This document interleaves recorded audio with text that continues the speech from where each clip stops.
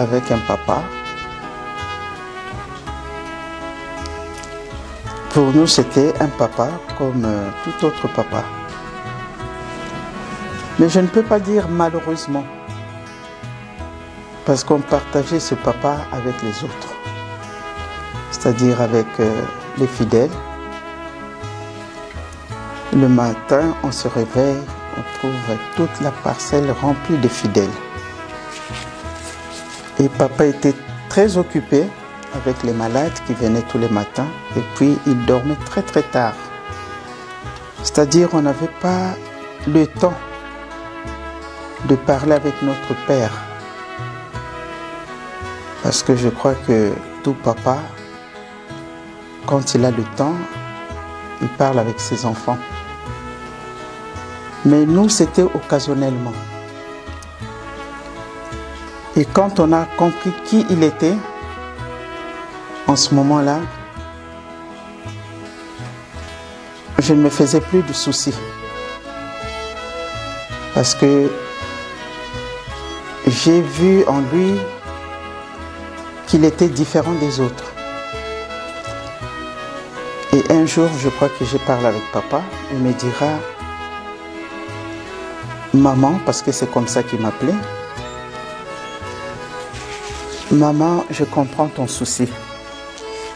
Mais nous aussi, on a eu un papa qu'on croyait qu'il était un papa comme tout autre papa. Mais depuis le 6 avril 1921, quand on a vu notre Père faire ce qu'il a fait, que vous connaissez, et depuis ce jour-là, on a compris. Malgré qu'il était très très jeune, mais me dira, c'est là où on a compris qu'il n'était pas un papa ordinaire. Donc pour nous aussi, c'est la même chose. On avait de bonnes relations, comme je viens de le dire, mais on n'avait pas l'occasion de parler ou qu'il nous parle. Même quand il y avait les anniversaires, il ne pouvait pas être là avec nous parce qu'il n'avait pas le temps. Pour moi, il était un être suprême parce qu'il dormait très très peu. Parce qu'il va peut-être dormir vers 2h, 3h du matin et à 5h, il était debout. Ça, je le voyais. Mais c'est vrai, nous nous sommes habitués après parce que comme je n'étais plus à Kinshasa, j'étais parti à Brazzaville aux études. Je venais de temps en temps et quand je rentrais à Kinshasa, c'est là où j'avais l'occasion de parler avec papa. Comme on ne se voyait plus souvent, et quand je venais pour les vacances, c'est là où j'avais l'occasion de parler avec. Parce que quand on arrive, les enfants viennent d'arriver, c'est normal. On ne s'est pas vu pendant des mois, et puis quand on rentrait, c'était une occasion. On se dit bonjour, et puis ensuite, quand ils demandaient des nouvelles, c'est là où on en profitait. Voilà. En 92, j'étais à Genève avec mon mari. C'est là où on apprendra que papa est arrivé en Suisse. Et quelques jours après, moi je suis allé en Suisse. Je suis arrivé à Genève, à Verrières, où il avait son appartement.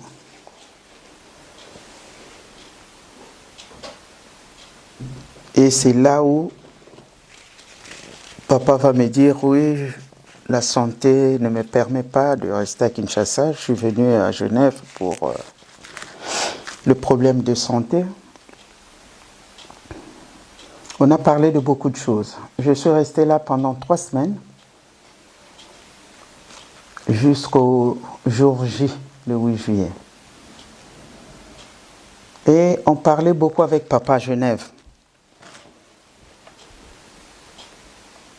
Parce que comme il n'avait pas vraiment beaucoup de visiteurs qui venaient lui rendre visite, comme c'était un peu top secret,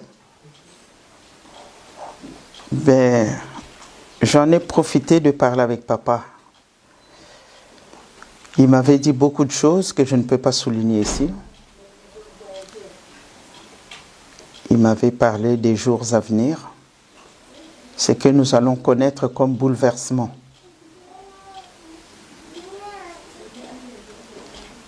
Et le 5, je me rappelle, le 5 au matin, papa va nous raconter qu'il a fait un rêve, qu'il était rentré à Kinshasa. Mais à Kinshasa, à l'aéroport, il y avait beaucoup de monde. Et il y a eu un cortège de Kinshasa, de l'aéroport jusqu'au centre d'accueil. Et il y avait un monde fou. Et le président est arrivé. Le président Mobutu était présent avec son épouse. Il a fait son message. Et ensuite, nous sommes allés en Kamba. J'ai oublié un aspect. Dans son rêve, il avait dit: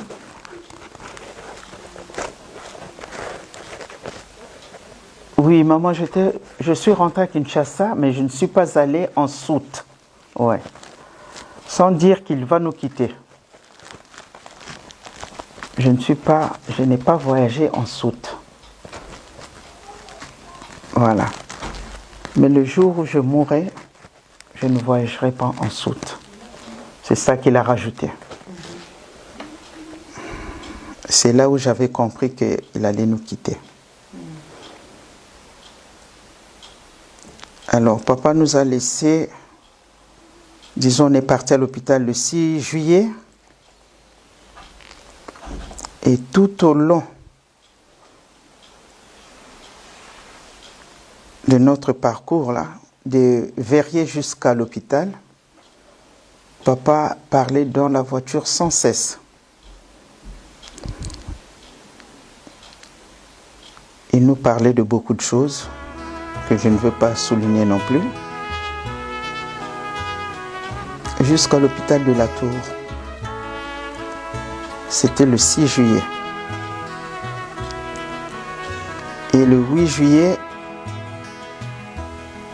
je suis arrivé tôt à l'hôpital avec mon mari, mon défunt mari. Avec maman, nous sommes allés à l'hôpital tôt le matin.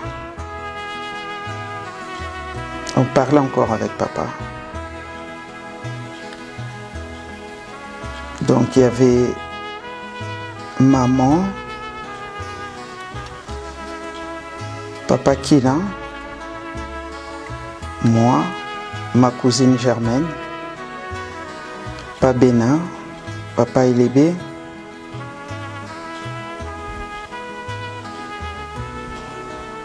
je ne sais pas s'il y a des noms qui m'échappent. On a fait la prière de midi et à 12h30, papa était parti.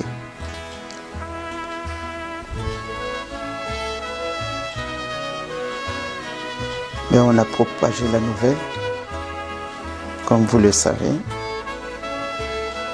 Et le président avait appelé.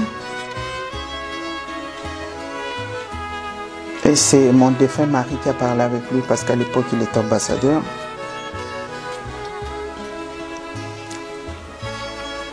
Papa Bemba a donné son avion qui est venu nous chercher à Genève. Et de là, nous sommes allés à Kinshasa via Bruxelles, où il y avait les fidèles qui attendaient. Il y avait la Faki, il y avait les fidèles. Et puis, ensuite, on a décollé, je ne sais plus à quelle heure. Mais c'était tard, la nuit. Et nous sommes arrivés à Kinshasa, je crois que vous connaissez la suite, pour les personnes qui étaient là. Quand il disait quelque chose, voilà, j'ai fait un rêve, ceci, cela, cela se réalisait. Ce n'était pas un rêve. Pour moi qui l'ai connu, je savais que ce n'était pas un rêve, parce qu'il avait vu tout ça. Donc, il faisait que prophétisé ce qui allait arriver. Voilà. Et cela s'est fait. On a voyagé en cabine. On avait enlevé le siège du milieu et de part et d'autre, c'était nous. Donc on a voyagé ensemble. C'est vrai, j'étais un peu perdu, hein, parce que voilà, l'arrivée, c'était un peu dur pour nous tous, hein, et les fidèles, et nous, c'était pas évident, c'était très très dur, mais bon. Après, il y a eu ce qu'il y a eu. On a jeté les pierres sur papa et tout ça, mais je crois que nous connaissons l'histoire. Malgré ça m'avait fait mal, j'ai dit, mais comment? Parce que nous sommes des Bantous, nous respectons les dépouilles mortelles, parce que je vois qu'à Kinshasa, quand le corbillard passe, c'est tout le monde qui est debout, tranquille. Mais là, c'est comme si, surtout vers Massina là-bas, on dirait vraiment les personnes étaient très contentes de voir papa partir, quitter ce monde. Je ne sais pas en quoi il est gêné, mais je crois que papa le disait tout haut, que moi je dérange physiquement et spirituellement partout où je me trouve. Donc j'avais compris le pourquoi.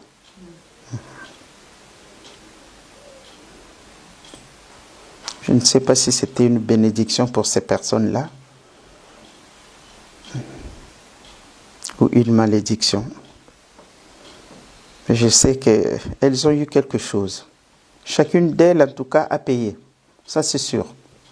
Au centre, on était avec Papa Mfumambanza, qui est venu nous rejoindre et qui attendait la dépouille de papa. Et puis ensuite, on a fait un cortège. Dès que le président est parti, nous sommes partis en Kamba avec Papa Mfumambanza. On a fait un cortège. Et partout, il y avait les kimbangistes qui attendaient papa. On s'arrêtait, la faki jouait, et puis ensuite on continuait jusqu'en Kamba. Mais je ne saurais pas te donner les heures, et je ne sais plus à quelle heure nous sommes arrivés. Oh, souvenir, j'en ai tellement, mais ce qui m'a plus marqué, c'était vraiment rare qu'il m'appelle par mon prénom. C'était toujours maman. Ça, vraiment, ça m'a marqué. Il ne m'a jamais appelé par Marie ou Mouilou, non. Toujours maman. Alors ça m'a marqué parce qu'à mon âge, parce que depuis toute petite, il m'appelait maman. Et des fois, j'étais avec ma mère, il précisait maman Marie. Parce qu'on est à deux. Il appelle maman. Et ma mère qui répond, Nkatu, maman Marie. Donc c'est moi. Et des fois, moi, je réponds, non, ma bibi. Donc ça m'a marqué. Papa Kouloutou, la même chose. Maman Mounou, Papa Mfumambanza et maman. Donc cette considération, ça m'avait beaucoup marqué. Ce n'est pas parce que c'est mon père biologique. Mais pour moi, Papa Dianguenda est bel et bien Dieu le Saint-Esprit. Parce que nous connaissons l'histoire. Papa Simon Kimbangu avait dit qu'il allait renaître en 1918. C'est en 1910 qu'il avait prédit ça. Et Papa Dianguenda est né le 22 mars 1918. Pour moi, c'est Dieu le Saint-Esprit. Papa Dianguenda était l'homme de la paix. Il prenait la paix partout où il passait. Et il était très sévère. Très sévère parce qu'il voulait qu'on marche dans la droiture. Parce que avant sa mort, il disait toujours « Je suis venu vivant et je rentrerai vivant parce que j'ai fait la volonté de mon Père. » Et il nous prêchait la même chose. Qu'on essaie d'être parfait malgré la perfection n'est pas de ce monde. Mais il nous demandait d'être parfait, de bien nous conduire. Parce que c'est nous qui allons diriger ce pays. Donc, Papa Dianguenda, pour moi, c'est Dieu. Parce que si je dis c'était, non. Puisqu'il est toujours vivant. Il nous l'a dit publiquement. Je suis venu vivant, je rentrerai vivant. Donc, il vit toujours. Je vais dire aux jeunes de suivre tout ce qu'on nous prêche tous les dimanches, dans des soirées partout où nous sommes. Parce que on nous a promis l'Aïswa. Je crois que les jeunes entendent parler, parce qu'à l'époque on n'en parlait pas tellement. Mais là on en parle, on parle de l'Aïswa. Le monde va s'arrêter. Et qui va revivre? C'est seulement les personnes qui vont respecter le bolingo, mibe kope misala. L'amour du prochain, le respect des commandements et les œuvres. Ce sont ces personnes-là qui vont revenir à la vie.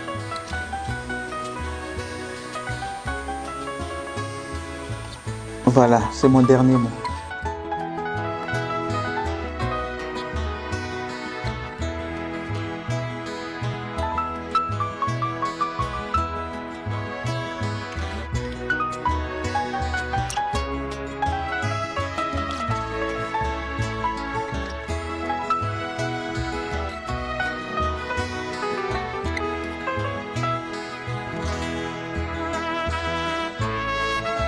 Une date, une histoire s'est expressément déplacée à Genève, à l'hôpital de la Tour, pour vous faire revivre les derniers instants de son éminence Papa Dianguenda Kuntima Joseph. D'ici là, je vous convie à une nouvelle date pour une nouvelle destination historique.